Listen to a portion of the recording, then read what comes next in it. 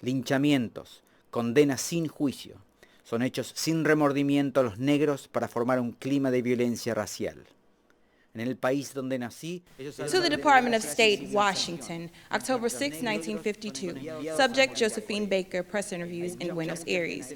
Josephine Baker is presently in Buenos Aires for a 2-week engagement at a vaudeville theater, representing herself as a member of the National Association for the Advancement of Colored People. Ms. Baker delivered a series of detailed and impassioned accounts of race prejudice in the United States, all of which have been given dramatic play by the newspapers in Buenos Aires.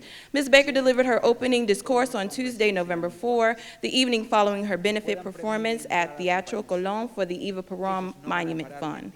The speech was delivered by Ms. Baker in English and simultaneously translated into Spanish. Es una farsa.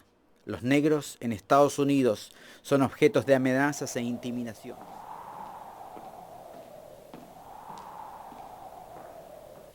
North American democracy is a force.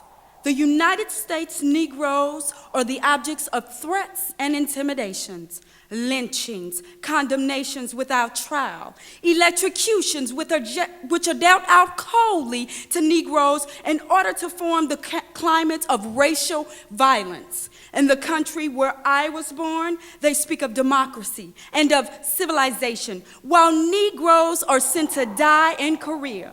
There are many, very many people who with the greatest of naivete look upon the United States as a model. It is necessary to open their eyes. Racial and religious discrimination is like an octopus which releases a black liquid to conceal itself. I have heard that steps are being taken to prohibit my return to the United States. I hope that they know that none of these threats can prevent me carrying on my trust until all men are equal. Although they can prevent my entry into their country, they will not stop my activities as long as I know that there are those who need me. And it would not worry me in the slightest if I knew that Negroes no longer needed me. The reason that I had to flee that country was to put my name and myself at their disposal and to do what I knew that they could not do for themselves. If my entry into the United States is forbidden, this for me will be an honor because it will show that my work for humanity has been successful.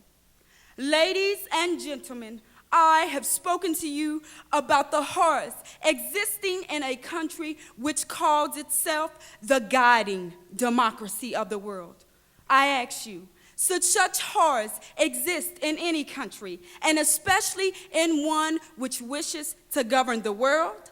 The United States is not a free country, and believe me, I am not jealous of those who live there. What does the famous Statue of Liberty represent? Where is this democracy for which so many North Americans speak of with conviction? The people in the United States who struggle against race prejudice and for justice live in terror. In this horror of discrimination, where is democracy? At this moment in North America, I am branded because I have the courage to speak of the atrocities of discrimination.